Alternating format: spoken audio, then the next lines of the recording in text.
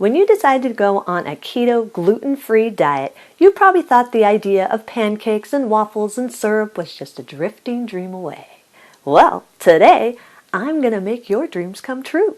Our recipes for today are for no flour, pancakes and waffles, and keto-friendly syrup to go along with it. Mind-blowing. And if you want printable versions of these, then check out my website at janetsdeliciouslowcarbkitchen.com. You can find printable versions of these recipes and other goodies there for you.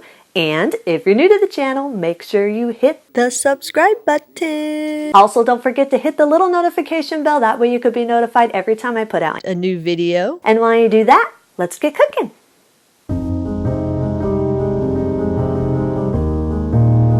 For the no flour waffles, preheat your waffle iron according to your manufacturer's direction and lightly spray it so the batter won't stick.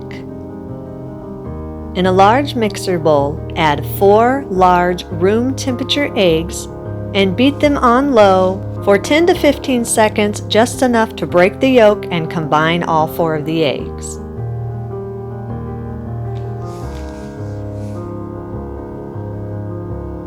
Add 1/2 cup of creamy peanut butter or seed butter and 1 tablespoon of melted butter. Beat on low 30 seconds or until completely combined and smooth. Add 1 tablespoon of monk fruit sweetener or sweetener of your choice, a 1/2 teaspoon of baking powder,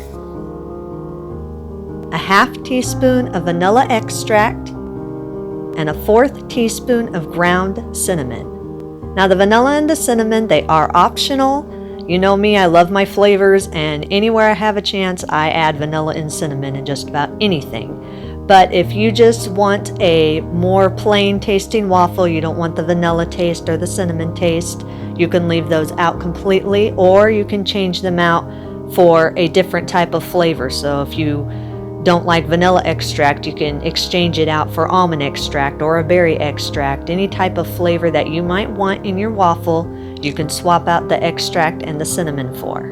So it's all up to you on how you want it to taste. Once you add those ingredients, then beat on low for 20 seconds and then on medium for 15 seconds, or until everything is fully combined and everything is smooth. You want a nice smooth batter.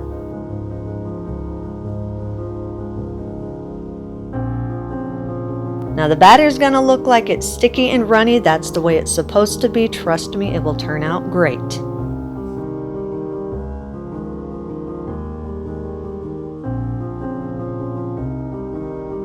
Once everything is all beat together, then pour the mixture 1/4 cup at a time evenly into your waffle iron and cook it according to your manufacturer's directions. Now, how much batter you're going to scoop into your waffle iron depends on how big of a waffle iron you have. So check your manufacturer's instructions and they can let you know exactly how much batter you need. Basically, you want to fill the waffle cup without overflowing it. So you want to make sure that when you close your waffle iron down that it's not going to pour out the sides. So you want to pour the mixture in slowly and make sure you're spreading it as you're pouring it so it's not bubbling up on the top. You want to make sure it's nice and smooth and that you don't have any overflow. Repeat the pouring and the cooking until all the batter is used up and all the waffles are made.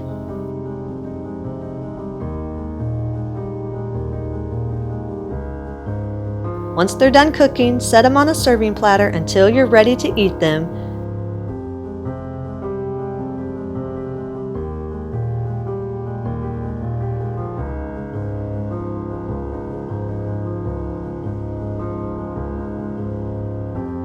When you're ready to eat the waffles, you can top them with fruit or butter or syrup or any of your favorite toppings that you want to put on it. Be creative, do whatever you want.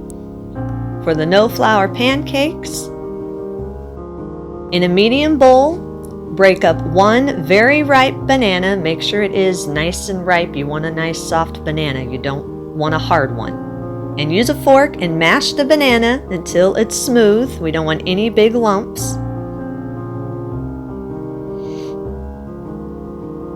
Add 1/4 cup of creamy peanut butter and use your fork to mix it into the mashed bananas.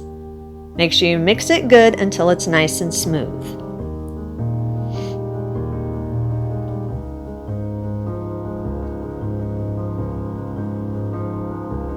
Add about a 1/4 teaspoon of vanilla extract and a little bit of cinnamon. Again, these are optional.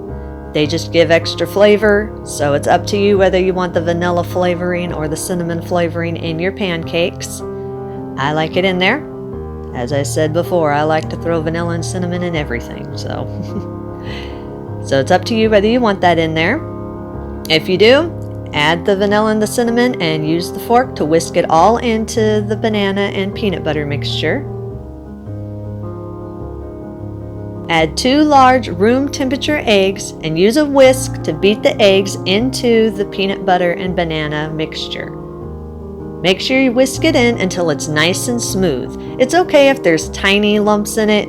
You just don't want any big lumps or hunks of bananas in there. You don't want to bite into your pancake and there be a big chunk of banana in there instead of a smooth center of your pancake. So make sure that all the big lumps are gone. Preheat an electric skillet or a 3 to 4 inch skillet over medium-low heat. If they don't have a non-stick surface, then lightly spray them with oil. Scoop the batter out 1/4 cup at a time slowly onto the skillet. Try to keep it in a circle as much as you can, so make sure you pour it nice and slow so it'll stay in that circle.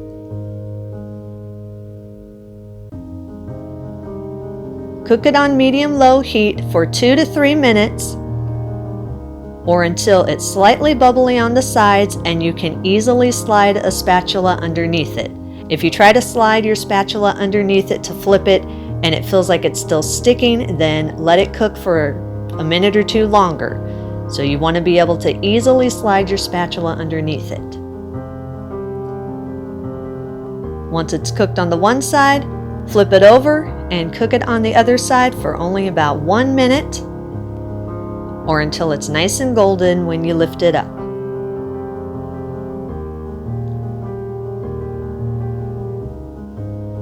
When they're done cooking, place them on a serving platter until you're ready to use them. And repeat cooking with the remaining batter that's in the bowl until the batter is all gone and all your pancakes are cooked. When you're ready to eat them, top them with fruit or butter or syrup or any other type of topping that you want, and eat it and enjoy it. For the keto syrup, in a medium mixing bowl, add 1/3 cup of brown swerve or brown sugar sweetener of your choice, 1/3 cup of monk fruit sweetener or granulated sweetener of your choice,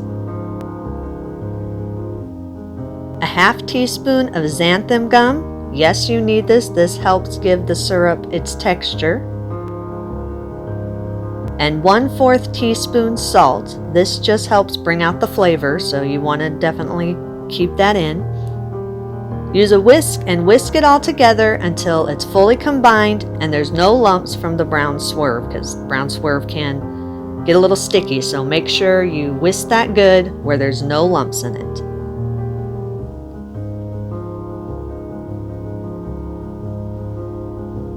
In a medium saucepan, add 1 cup water and bring it to a low boil over medium-low heat.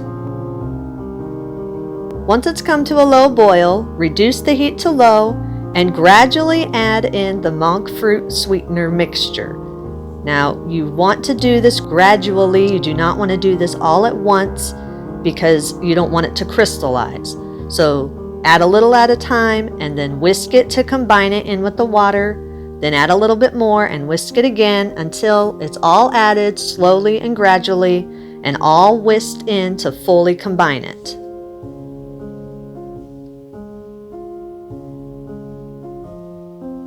Keep whisking it over low heat for 1 to 3 minutes or until all the sweetener has completely dissolved and the mixture has thickened. The longer you cook it, the more it's going to thicken, so you don't want to overcook it. And make sure that you continually whisk it. This will help all the sweeteners to combine and to dissolve. You don't want any granules in your syrup, so make sure you whisk it good to get all those granules out. And make sure you keep the heat low and the mixture only to lightly simmer. You never want it to come to a real bubbly boil because then it'll taste like burnt syrup. So you just want to keep everything low and slow. It doesn't take that long at all to make it. So low and slow is good. That's the way you want it. If it does start to look like it's getting foamy on top, then you want to immediately remove it from the heat because that means that your heating temperature is too high. I usually keep my heating temperature at about a 3, but it depends on what type of oven you have. So it's going to vary. Whatever the low heat setting on your stove is, that's what you need to keep it on. So after you whisk it for that 1 to 3 minutes and it's gotten a nice thick syrupy texture to it, remove it from the heat and add a 1/4 teaspoon of vanilla extract and a 1/4 teaspoon of pure maple. Now the maple, if you're wanting your syrup to really taste like good old-fashioned maple pancake syrup, then you need that maple extract or pure maple in it to get that flavor. The vanilla is optional. You can keep it in there or you can leave it out, or you can put whatever flavoring you want your syrup to be. So if you want it to be a blueberry syrup, then you can add blueberry extract instead of vanilla. If you want it to be a strawberry syrup, you can add strawberry extract instead of vanilla. It's up to you how you want your syrup to taste. If you want it just to taste like an original pancake syrup, then just put the vanilla and the maple in and it'll taste like an original pancake syrup. Once the flavoring's mixed in, let the syrup cool to a serving temperature and use it immediately over your pancakes and your waffles, or let it cool completely and put it in an airtight container and store it at room temperature in your pantry or on your countertop for up to 3 weeks. So this recipe can be made in advance. And there you have it. No flour waffles, no flour pancakes, and keto-friendly syrup. Eat and enjoy. And those are our recipes of the day. I hope you enjoyed them. If you did, hit the like and the subscribe button. Leave me a comment if you want to. Let me know if there's any recipes that you'd like to learn how to make, and I'll do what I can to get those out there for you. And as always, keep cooking.